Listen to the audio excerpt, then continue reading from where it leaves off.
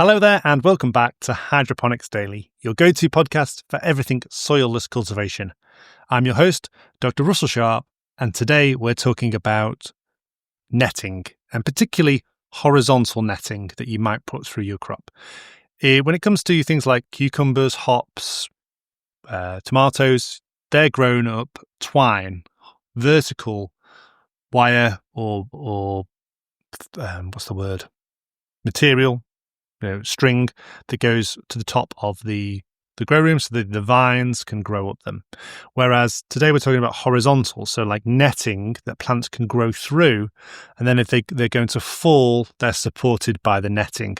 And this is common in a number of crops, and it's something you might want to consider if you're growing them, rather than using stakes to support the plants. Stakes are not great because often they fall over with the weight of the plant, and you can damage the root system as you put them in, and they can be a source of infection and things like this, and they can't support the plant in more than one direction often. So a net is often a very good option. Obviously, not a fine net, a very open net that the plants can grow through, and they're used in a number of different crops. So let's have a look at them. So the most common one is in legal cannabis, where it's known as a Scrog net, and this is attached to all the corners of the grow room in legal cannabis, and it sort of supports itself, and then as the young plants grow, they grow through them. It's called a Scrog net because it comes from the screen of green technique. So this isn't just using the netting. Screen of green involves pruning apical buds, and then the shoots that emerge from that pruning technique are then trained and manipulated to grow across the whole of the horizontal sort of dimension in two dimensions, so that you get an absolute screen of flowers eventually when you flip them to flowering. And so each of the holes has its own stem going through it. So one plant produces multiple stems, and they're all supported by the netting, so they don't fall into each other, and there's lots of airflow. You can also use a Scrog net if you're doing a sea of green or a SOG, where loads of different plants are grown in an array. So you might have 9 by 9 plants, and you don't prune them or manipulate them. You just let them grow up through the hole that should correspond with the number of plants that you've got there.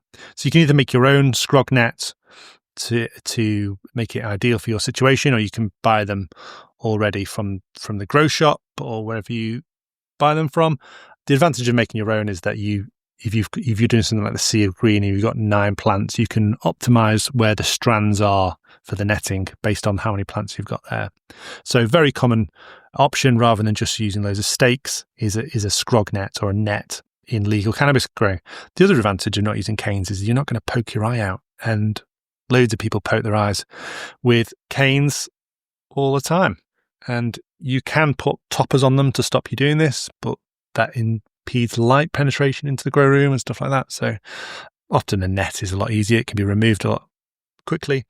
So Scrog nets. But it's not only that. Large commercial growers often use horizontal netting as well for growing cut flowers to support them, make sure they grow vertically up, and the crop doesn't collapse in on itself, what we would call lodging in agriculture. So particularly used in chrysanthemum. If you go to any commercial chrysanthemum grower, you'll see netting very similar to the Scrog type nets we talked about. Carnations as well, and pinks, very similar related plants. Lisianthus or Eustoma is the actual scientific name for those plants. Very interesting plants, very, very popular nowadays. And snapdragons. So chrysanthemums, carnations, Lisianthus, snapdragons, they can all be used, grown, or are conventionally grown using this sort of netting to prevent the crop collapsing in on itself, and just to produce an even canopy that air can flow through. And again, illegal cannabis, but there it's referred to as a Scrog net, even if you're not doing Scrog techniques. So it's not a great name, is it? Scrog and SOG, but that's what it is. So a quick impactful episode for today. As always, thank you very much for listening. If you have found this useful and you are going to take away some of the knowledge about Scrog nets, then please could you do me a favor and leave a review on Apple Podcasts, because it helps us shoot up the Apple Podcast charts, and then more and more people will discover us once we're at the very top.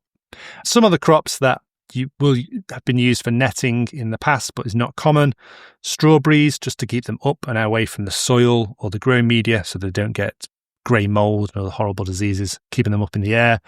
Raspberries, blackberries. You might find a lot of squashes, melons. Might be the vines might be growing on a horizontal net suspended above the growers in the greenhouse. That's common, but certainly in some ornamental places, you might have a whole sort of like hammock that they sit on. Hops can have a horizontal net, but it's normally twine. So yeah, very more common in, like, I wouldn't do a pumpkin, but some of those long, funny gourds often grown on netting. What else is grown on netting? Let's say melons. Anything where you don't want them to touch the soil. So marrows and courgettes could also be grown on a horizontal as well as a vertical net. If you've got any other experience of using netting, whether it's horizontal or vertical, in hydroponics, then let me know, and I'm more than happy to do a follow-up episode. If you think I've got anything wrong, I'll also do a clarification.